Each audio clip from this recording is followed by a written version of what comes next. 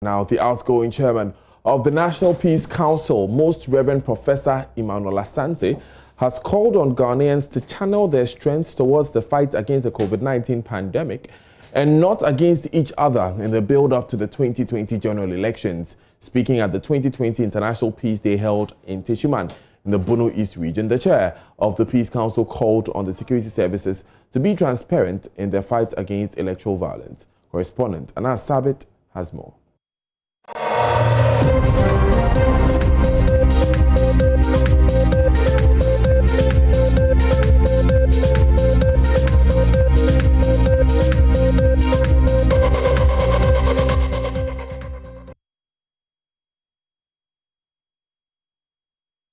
Speaking at the 2020 International Peace Day held in Techiman in the Bono East region, Chairman of the National Peace Council, Most Reverend Emmanuel Asante, said as Ghana gears into the electioneering season, there must be a collective effort towards fighting the novel COVID-19 pandemic instead of perpetuating electoral violence. This year is the election. The greatest enemy we are confronting is COVID-19. Your enemy is not your neighbor. Your enemy is not your political opponent. Your enemy is not even somebody in a different religion. The enemy, we have a common enemy that all of us must come together to fight against so that we will be able to maintain peace, decorum, and development of our nation. And that enemy is COVID-19. He also urged parliamentary and presidential aspirants to be ambassadors of peace and not the catalyst fueling violence. I spoke to the people who are yearning for our votes in order to go to parliament. Parliamentarians go to parliament to pass laws that will help us develop our nation. So if you're a parliamentarian, you want to go to parliament, and you are the same person who is inciting young people to engage in violent activities, then you do not understand what you're doing. Therefore, parliamentarians should take a cue from this.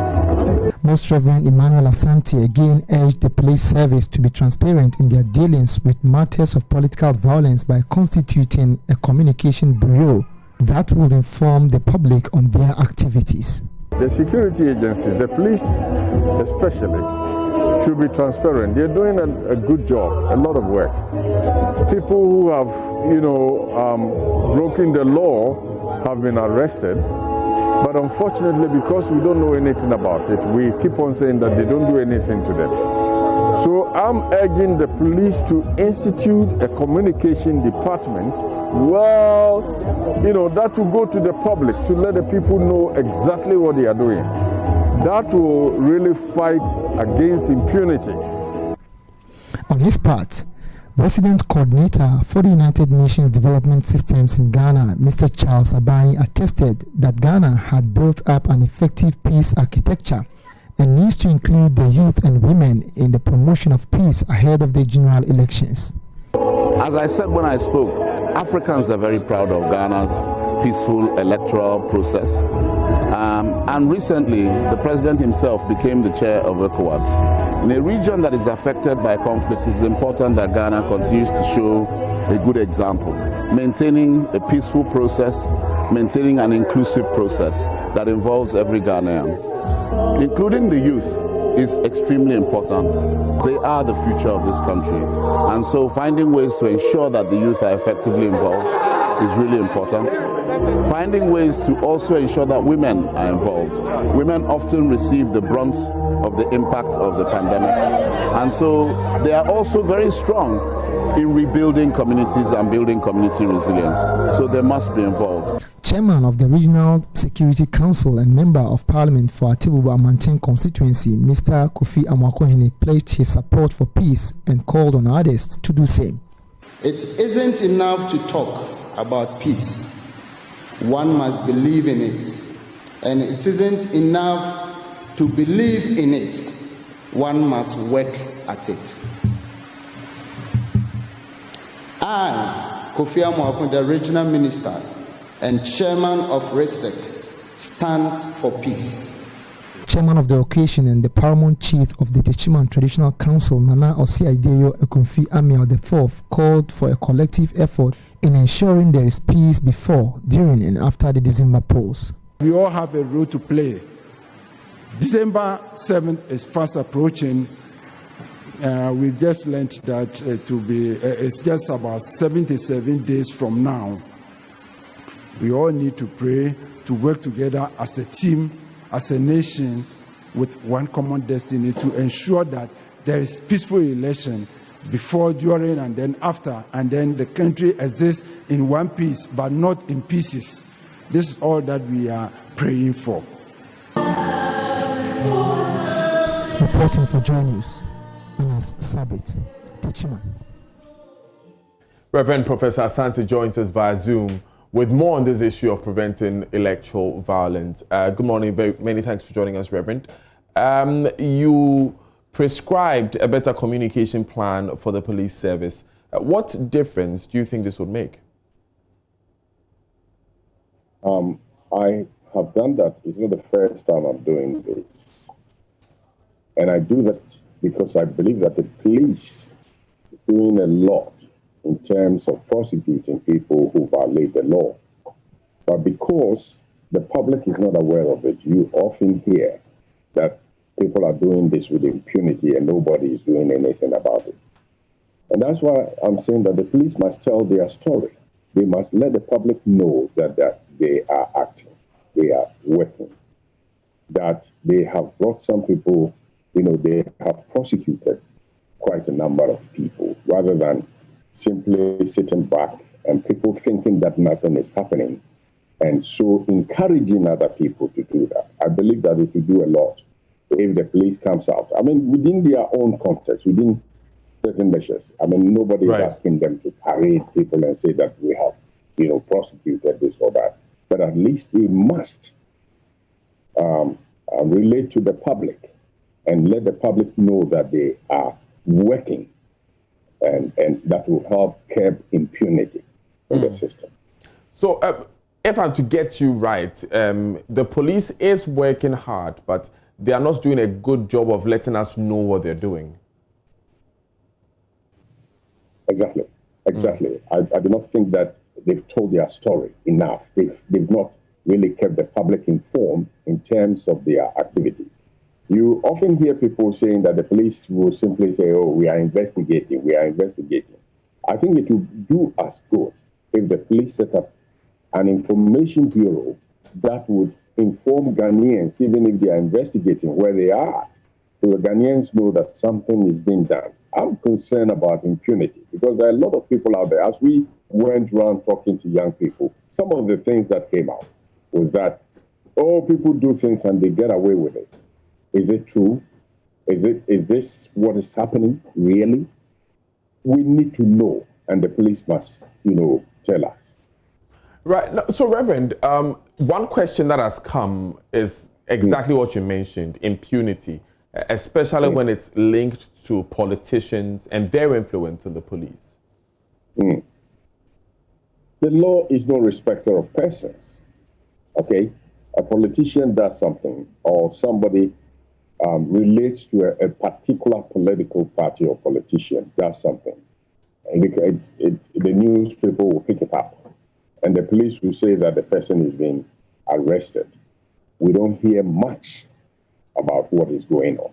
And so people get the impression that nothing. Actually, the person is being set free. We say things without proper data.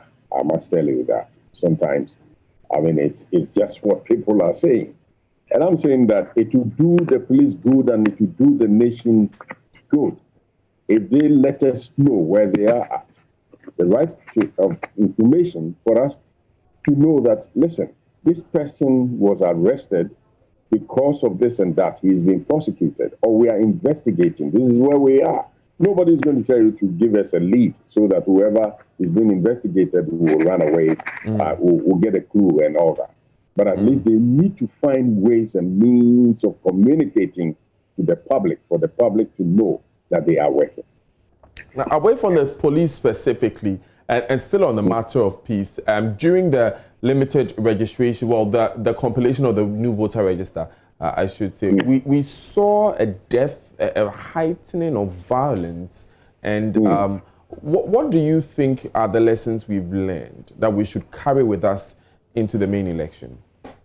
You see, we do have, unlike the previous years, now we have at least the vigilante laws. Yeah. You know, the Act 2019 Act 999, vigilante and related, laws in place. That has lifted the whole thing from misdemeanor to a second-degree felony, an act passed by Parliament. Apart from that, you have a situation where the two major political parties and other stakeholders, you already know because I've been on this TV, we've discussed it before. The General Executive Secretary of the National Peace Council has been on your program and has discussed it. This roadmap and the code of conduct on vigilantism, of what I prefer to call political thuggery, that these political parties have signed. So this year we have strengthened, okay, the laws governing, if you like, political thuggery in our land. Therefore, there is no reason why the police should not crack the whip, and we need to educate people. And in fact, that's what the Peace Council and NCCE are doing. I myself have joined the Peace Council in some places, in some other constituencies, to educate. We clustered them to educate young people and their the political representatives and other stakeholders in respect of the law and in respect of the code of conduct and the roadmap. And some of the young people were very grateful because they said that, look, you do this up there. We see you on TV talking about these things, but we don't have we do not understand what the whole thing is about. So I think, we are doing the best that we can in order to put a stop to that. And I like to believe that with this education and with the laws in place, if all other stakeholders, especially the law enforcement agencies, will also crack the whip, and politicians will do what is expected of them. Remember that inciting people to do that is an offense. Right. And politicians can even lose, their right, to enter into Parliament and all that. We need to emphasize this, and people must know about that. Reverend Professor Asante, thank you very much for joining us, and congratulations on your service as the chairman of the National Peace Council. Thank you very much. I want to thank you very much for the support you gave me whilst I served as the National Peace Council. Now I think I'll be able to participate as a free citizen of this country. Thank you. Right. Thank you very much. Still looking forward to working with you.